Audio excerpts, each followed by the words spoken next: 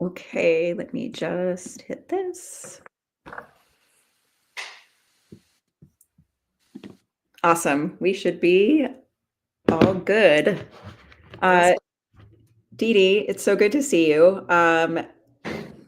I am going to introduce you to our audience and everyone. My name is Joanna Hoffman. I am the managing editor here at FlameBearers and so excited for our special guest today, DiDi Haracic. So DiDi is a goalkeeper for San Diego Wave FC of the National Women's Soccer League. She has over a decade of experience in the NWSL, where she has made over 100 appearances since her debut and ranks among the top 10 in the league for saves. That's 294 saves, I believe, to be exact. She joined San Diego via free agency after spending 3 seasons with Angel City FC. She ended her tenure with Los Angeles as the club's all-time leader in appearances, recording 11 shutouts and 206 saves. She was called up to the Bosnia and Herzegovina national team in 2018 and has earned 9 caps for the national team over the course of her career.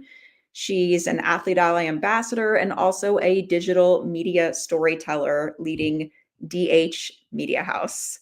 DiDi, did I leave anything out that you want to No, you other want than about yourself? no, other than I didn't launch my business yet, but everyone here Oh, is getting a sneak peek about it, so it's sneak okay. peek. I was just so excited about it that I wanted everyone to know. Yeah. So, I was just thinking that the last time I saw you in person was when you were playing with Gotham Yep. FC and I was at Athlete Ally. And so, I have to ask, have you found New York style bagels in San Diego? No. And how much do I you miss? feel like it's a little hard to find. I mean, I'll take all the recs, but I Yeah. don't know. I enjoy my morning breakfast of cooking at home and making my own breakfast sandwich, but there's been a few good places that have just like good breakfast sandwiches, but they're not on bagels. They're just like on good bread. So I can't Yeah, complain, but to be honest, California has not let me down on any food so far. that's good to hear. Yeah. Are there things you miss about living in the New York area? Oh, that's tough. I think I hate saying this, and I'm sorry, you guys, but I think I'm a West Coast gal. That's Like, okay. I don't know. I've been on the East Coast my entire life, but ever since I came out here, I just think it fits my lifestyle and obviously my photography and videography business. Then you're in the right place Yeah. for Oh, you. Then it's all working out. That's awesome. So, would love to start with kind of a look back. How did you first start playing soccer as a kid, and what did you love about it? well, I started playing when I was 5, and the main reason I got into it was because I had too much energy, is what my mom told me. So, ironically enough, I actually grew up playing a holding six, so I was a center mid. And then a couple times I played as a winger, and then I became a full-time goalkeeper probably at the age of 15. And like I said, the main reason I started was because I had way too much energy. My mom needed me to do something else. And I think what stuck with me the most is honestly like the people you meet and the different cultures that you meet. And obviously, the longer I went into my career and now, like being in a professional stage, it's like you really get a cultural diverse group. And for me, I think that's the best thing. The older I've gotten, I've learned to prioritize kind of like the human connections. And that's something that has stuck out with me in my now going into my 13th year. So you've played with a lot of different teammates. You've been on a lot of different teams. What do you think makes a team environment really stand out as one that's supportive and one where you're able to really be your best self? I think it's one, personally knowing what you bring to the table. And then two, I think when you have a culture and an environment where the organization and club actually makes people feel like they're a part of something, I think you truly get the best out of players. Um, so yeah, I think that is, in my opinion, and what I've seen throughout my years, that if you make players feel like they're a part of something and they have a role and it impacts the team in a positive way, like you will get the best out of everyone. That's awesome. And I know you've developed some really strong friendships with some of your Yeah. teammates, which is great to see. It's really awesome to be able to see like players that we love to watch on the screen and then knowing that you all are supporting each other in your lives too. That's really cool. Yeah, I think that's the beauty of it. I recently signed up for Beyond the Field, which is a program that NWSL runs, and I was able to connect with so many different age groups of players who are also looking at, life after soccer, or just like, where do I want to take my career? What's a side hustle that I can do? So to learn about everyone's kind of interests and passions and job ideas that they want to do, I thought that was pretty cool. And now we created our own little group chat from that Beyond the Field group trip that we had, and we're all like hyping each other up in the messages. So it's been honestly awesome to see. That's really cool. And I know that, you have things that you're passionate about when you're not on the field. And I kind of tease that out. Maybe I shouldn't have said the name of I the know, company you're yet. good. Sorry about that. You're good. But so like, you are very interested in photography and digital media storytelling. What is it like for you when you're like on the field playing and then that part of your brain kind of tunes into what's going on and you're seeing, or does that happen for you where you're like seeing the game and you're seeing the practice but from that like artistic perspective? Yeah, I think when I talk about this, I tell people it's so similar seeing photography and my video creativity come into my soccer play because my photography and videography is very detail oriented. Most of my work revolves around brand work, and I love working with brands. And my latest shoot was with a sports bottle company, and I'm like, how do I make this sports bottle look like the coolest thing you've ever seen? And something that people connect with. And I feel like my content makes people feel, and that's always what I want it to do. And I want people to feel like they're in the room with me. So I think how that translates, it's when I'm focusing on a brand, it's literally that product is in focus. So when I'm on the field, every movement that I make is so detailed. It has to be like perfect or I get scored on. So it's a numbers game. It's all about margins, but also placing my teammates in the right area. Like that's also a big part of it. So yeah, it's very detail oriented and passing the ball to the appropriate foot, like little things like that, I think have also channeled into my photography career of like trying to find the little thing in a product.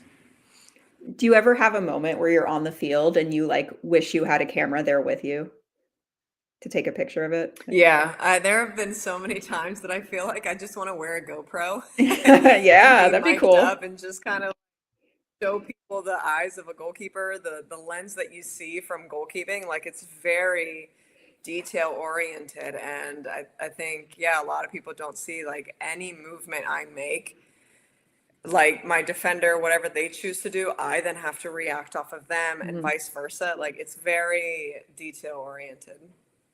That's a great idea. I think you should really look into wearing the I think that GoPro. might be another project now. Yeah, I think so. That I would watch that. That sounds cool. So, I wanted to ask about what it was like to be a part of a team that was in the playoffs. Like, what is it like for you when you're preparing for that level of competition and managing the stress around it and all of that? Yeah, I think obviously we do this for a reason and we are mentally built for this.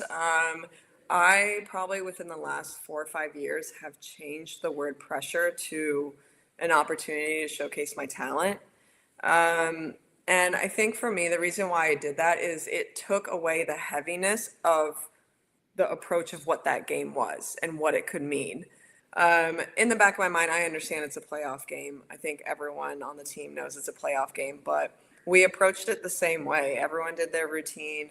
They ate the same way. Like no one, I just feel like you don't change anything because at the end of the day, it is another game and you have to treat it that way.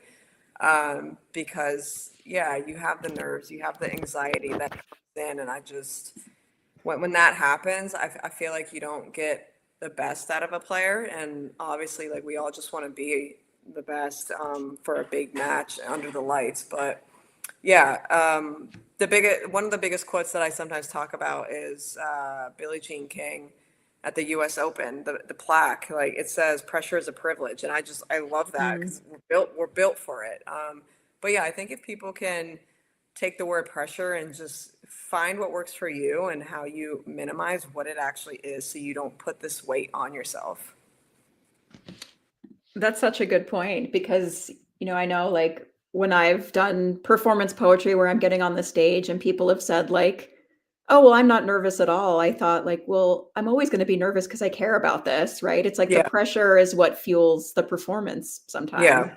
you know? Yeah, I think when people are nervous, and I work with a sports psychologist, and anytime I've told her, "Oh, dang, I'm feeling nervous about this one," she's like, "It's literally just another game. Like you're gonna drive to the stadium the same way. You're gonna listen probably to the same music. You're gonna warm up the same way. Like nothing changes." So yeah, and when you do feel nerves, like it's those are normal feelings. And still at 33, like I still get nervous before games. But I'm just channeling my energy in a different way now. Well, and it's because you care, right? If it didn't Yeah, mean anything to 100%, because you. I care. I Yeah. care about my performance. I care about the team's performance. I care about the outcome of a game, which I can't always control it. Like Right. it's a weird position to be in. Yeah. So do you have like a pump up song that you listen to when you're getting ready to Yeah, I play? would say I have a handful, but it's weird. Uh-huh. Sometimes I listen to slow music because I'm like, I need to just stay chill. And then other times I'm like, I got to get after it. It just depends on my mood, but both have worked for me. Okay. Can you tell us about some of them? Well, on on the wave, we have a few like French songs, and we just get after the pump up songs. They're like massive. I don't even know what they say in it. I heard it wasn't great, but I don't care. It pumps me up. Yeah. But yeah, I think the older I've gotten, and obviously I've been in a lot of locker room dynamics, I feel like I went from the quieter one to now I'm more so just like I enjoy talking to people and maybe like laughing and just kind of making it a little lighthearted.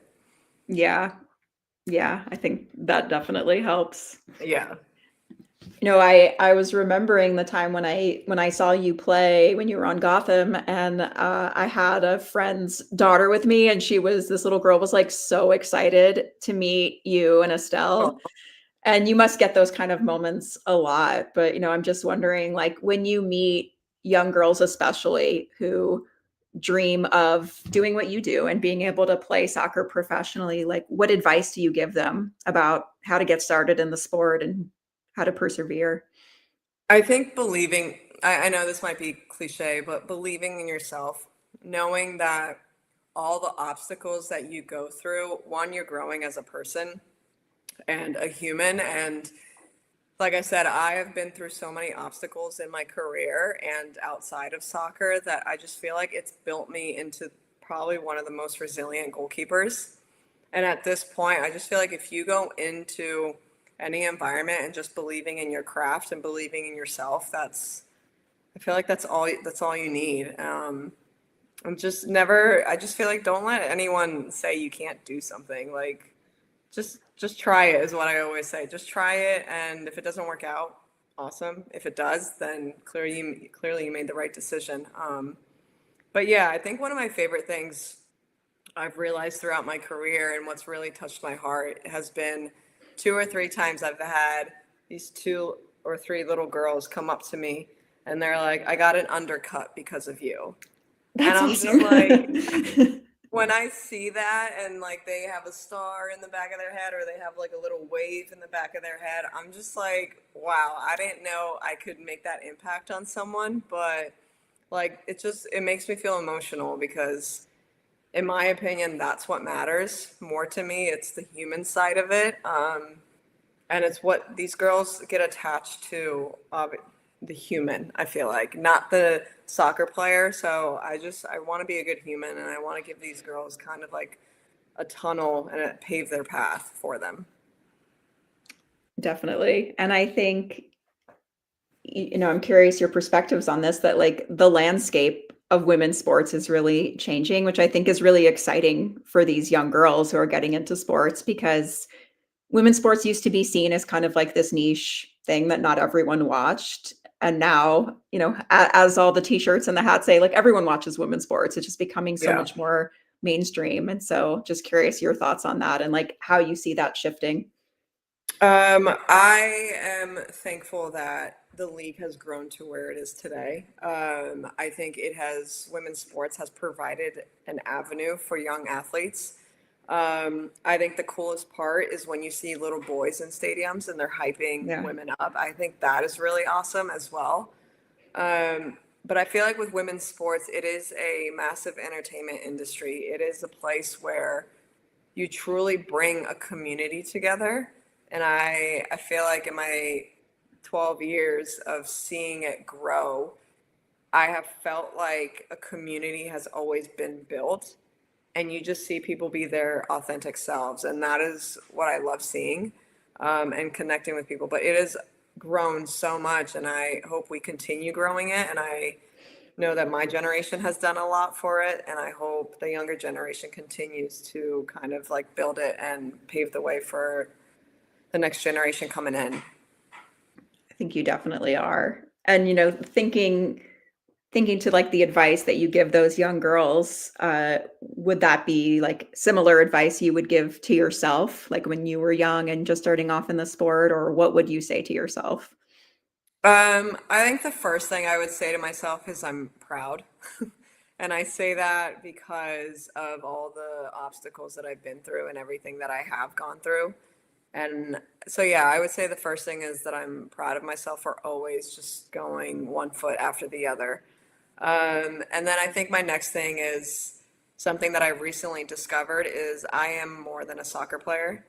And I hope people remember that, but I understand soccer is a part of my identity, and it's been hard for me to dissect that in a way.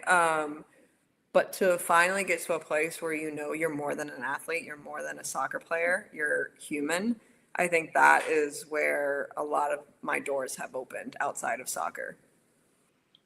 That's incredible. Yeah. Well, thank you so much. And we are so excited to keep following you and cheering you on and seeing all of the amazing things that you do on and off the pitch. So thank you so much for speaking to the Flame Bearers community today. Of course. Thanks for having me. Thank you. Bye.